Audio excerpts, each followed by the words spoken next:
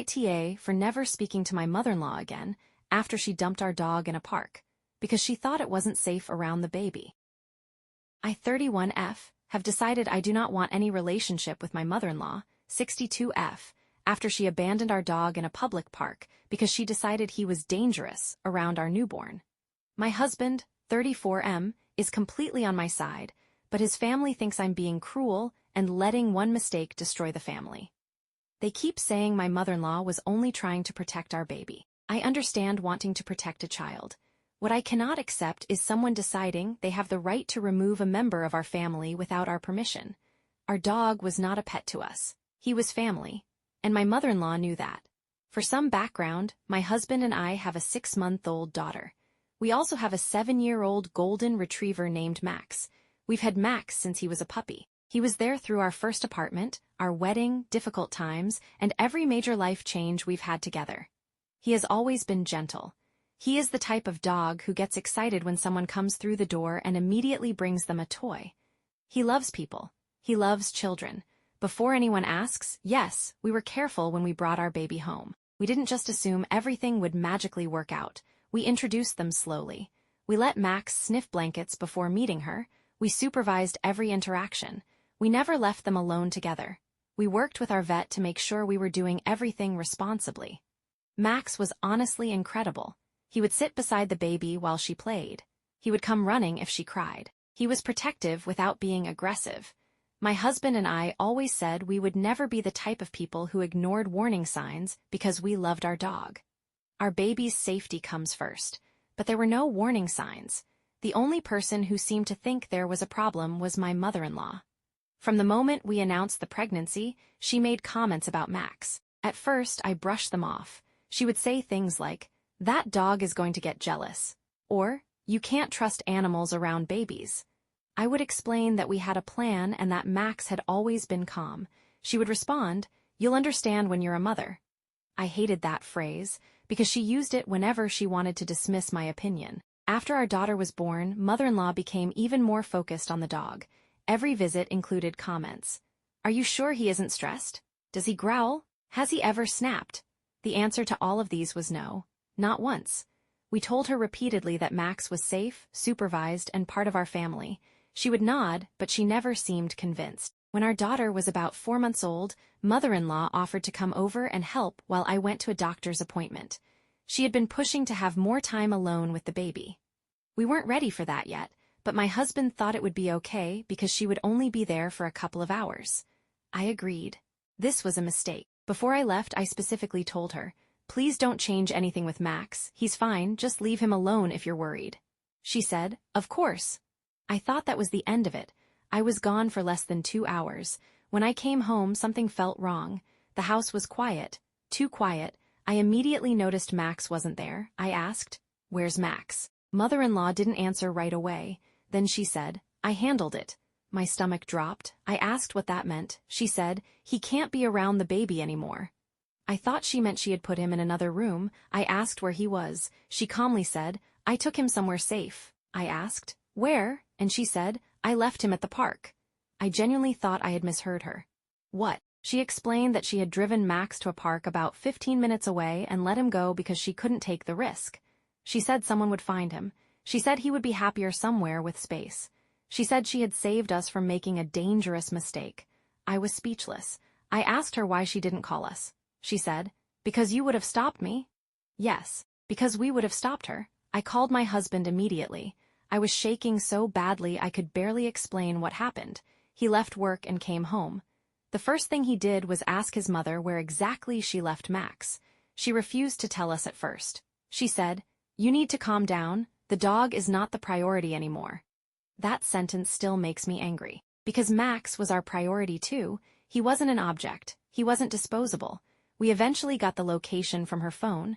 My husband and I drove to the park. We spent hours searching. We called his name. We asked people nearby. We posted in local groups. We contacted shelters. I cannot explain the panic of not knowing where your dog is, especially knowing someone you trusted put him in that situation. Thankfully, the story has a happy ending. The next morning, someone contacted us. A woman had found Max near the park entrance. She recognized him from our posts. He was scared and confused but otherwise okay. When we brought him home, he immediately ran to us. I cried harder than I have ever cried, not because he was hurt, because he had been abandoned by someone he trusted. After that, I told my husband I was done. I don't want mother-in-law around me. I don't want her alone with our daughter. I don't want a relationship with someone who can make such a huge decision and convince herself she was doing us a favor. My husband agrees, but his family does not. They say mother-in-law was scared. They say she acted out of love. They say refusing to speak to her forever is extreme. Mother-in-law herself says she deserves forgiveness because she was trying to protect her granddaughter. She refuses to acknowledge that she could have killed our dog. She says someone would have taken him in. She says we are focusing too much on the dog and not enough on her intentions. But to me, intentions don't erase actions. She abandoned a living creature. She betrayed our trust. And she did it while caring for our child. So AITA for never speaking to my mother-in-law again after she dumped our dog in a park because she thought it wasn't safe around the baby. Update. I honestly didn't expect this post to receive so much attention. A lot of people asked if Max was okay. Yes, he is. He's back home, spoiled beyond belief and acting like nothing happened. He's currently asleep next to my desk as I write this. A lot of comments also pointed out something I hadn't fully processed. I kept explaining the dog situation, but the bigger issue was that my mother-in-law removed something from our family because she believed she had more authority than us. That realization helped me understand why I was so angry. A few things happened after I posted. First, my husband confronted his mother again. This time, he asked her one question: "Why didn't you call us?" Her answer was, "Because you would have chosen the dog over your daughter's safety." That was the moment my husband said he realized she wasn't apologizing. She still believed she was right. He asked, "Mom, do you understand that you abandoned our dog?" She replied, "I rehomed him temporarily." That was not true. She left him in a park, a public place, without contacting a rescue, shelter, or us. She just decided she knew better. My husband told her she would not be allowed around our daughter unsupervised.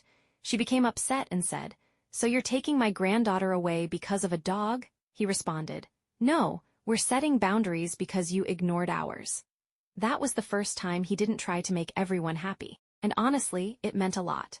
The second major thing was that my mother-in-law's sister reached out to me. Apparently, mother-in-law had been telling family members that Max had shown aggression and that we were ignoring her concerns. That was completely false. When asked for examples, she admitted there weren't any. She said she just had a feeling.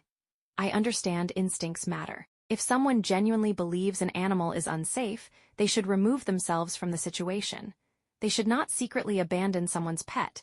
Those are very different things. For now, we are maintaining no contact. My husband has told his mother that before anything changes, she needs to take responsibility. Not explain, not justify, not blame us. Actually acknowledge what she did. So far, that hasn't happened. She sent one message saying, "I'm sorry this situation caused so much hurt." We didn't respond. Because again, the problem isn't that the situation caused hurt. The problem is what she chose to do. As for Max, we have no concerns about him around our daughter. We are still cautious because that's what responsible pet owners do. He is supervised. Our daughter is never left alone with him. We respect that animals are animals. But we also respect that Max is a member of our family who deserved better. The strangest part of all of this is that before this happened, my mother-in-law was the person constantly saying, "Family comes first." Apparently, she just had a different definition of family than we did. To us, family means protecting the people and animals who depend on you. It means asking before making huge decisions. It means respecting the people you claim to love. I don't know if we'll ever have a relationship with mother-in-law again.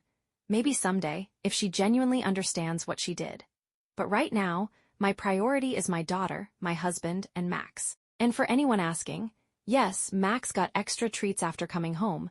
He deserved them.